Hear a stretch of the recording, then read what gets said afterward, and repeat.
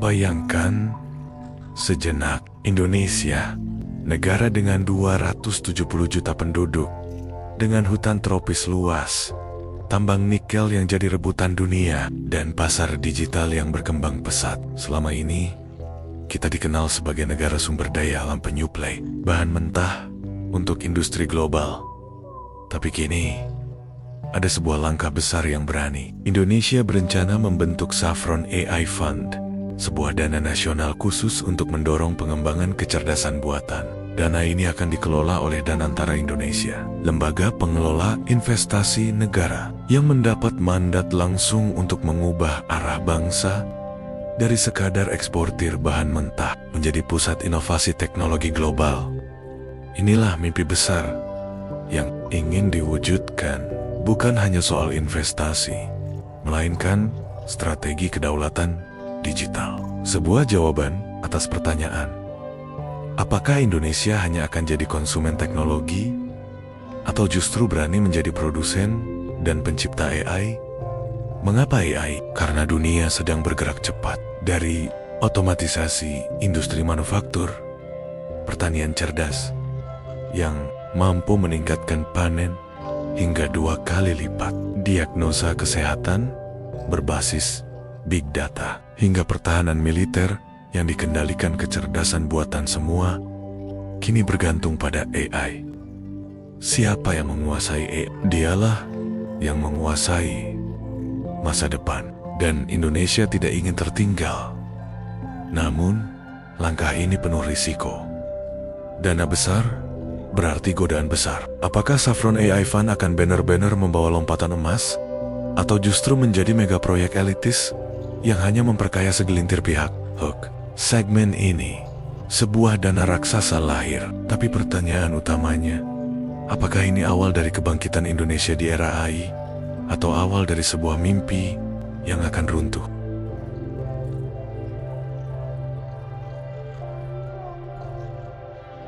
Membangun industri AI bukan sekadar memasukkan uang dalam sebuah rekening investasi. Dibutuhkan fondasi kokoh yang terdiri dari 3 elemen utama: infrastruktur digital, investor strategies, dan kemampuan bersaing di panggung global. Pertama, infrastruktur digital. AI hanya bisa berjalan dengan komputasi superkomputer, pusat data raksasa, jaringan internet dengan kecepatan tinggi, dan keamanan siber tingkat tinggi. Saffron AI Fund menargetkan pembangunan pusat-pusat data baru, mendorong cloud nasional, dan mempercepat internet di seluruh negeri.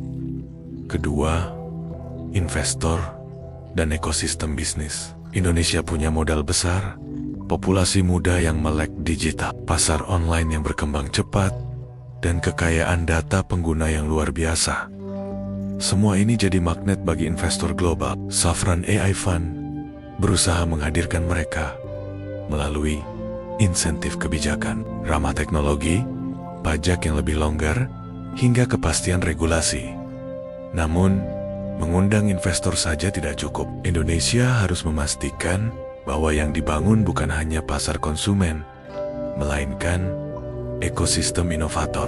Kita butuh startup lokal yang berani menciptakan produk AI, bukan hanya menunggu produk asing datang. Ketiga, persaingan global. Inilah tantangan terberat. Dunia saat ini berada dalam perlombaan senjata teknologi. Amerika Serikat dan Cina berinvestasi triliunan dolar. Uni Eropa mengembangkan regulasi AI yang ketat, dan Singapura tetangga kita sudah lebih dulu menancapkan bendera sebagai hub teknologi Asia Tenggara. Indonesia tidak bisa sekadar menyalip. Kita harus menemukan celah strategis. Apakah lewat pertanian AI, energi hijau berbasis data, atau mungkin industri kreatif yang dipadukan dengan kecerdasan buatan? Namun, ada satu bahaya. Jika salah langkah, Saffron AI Fund bisa jadi hanya penonton mahal di tengah perlombaan global. Dana habis, proyek berhenti, dan Indonesia kembali tertinggal.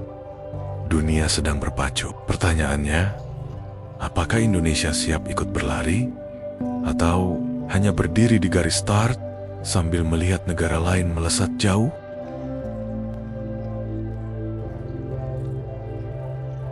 Pada akhirnya, Sovereign AI Fund bukan sekadar proyek ekonomi. Ini adalah taruhan kedaulatan bangsa di era digital. Kedaulatan tidak lagi hanya soal tanah, udara, dan laut, tapi juga soal data dan algoritma. Siapa yang menguasai data warganya? Siapa yang mengendalikan sistem AI? Dia yang punya kendali atas masa depan sebuah negara. Indonesia ingin melangkah ke sana. Dana AI ini diproyeksikan untuk 1. Mendukung riset di universitas. 2. Melatih ribuan talenta muda agar siap bersaing global. 3. Membangun regulasi yang mampu mengimbangi perkembangan teknologi. 4. Serta menjaga etika penggunaan AI agar tidak membahayakan rakyat. Namun, jalannya tidak mulus. Masih ada kesenjangan digital antara kota besar dan desa terpencil. Masih ada masalah cyber, daya manusia terbatas yang bisa menguasai teknologi tingkat tinggi. Dan ancaman paling berbahaya, korupsi dan salah kelola. Sovereign AI Fund bisa jadi fondasi emas yang membawa Indonesia ke masa depan. Tapi bisa juga jadi mercusuar kosong megaproyek yang hanya indah di atas kertas, sementara rakyat tidak merasakan manfaatnya. Tapi bayangkan, jika dana ini berhasil, Indonesia tidak lagi hanya dikenal sebagai eksportir nikel atau sawit. Kita akan dikenal sebagai pemain utama industri AI dunia. Bayangkan, generasi muda Indonesia bukan hanya sebagai pekerja migran, tapi sebagai arsitek. Teknologi global menciptakan robot cerdas, AI yang menyelamatkan lingkungan, hingga teknologi medis yang menolong jutaan orang. Sovereign AI Fund, apakah ini akan tercatat dalam sejarah sebagai titik balik kebangkitan Indonesia, atau sebagai mimpi besar yang kandas sebelum sempat terbang tinggi?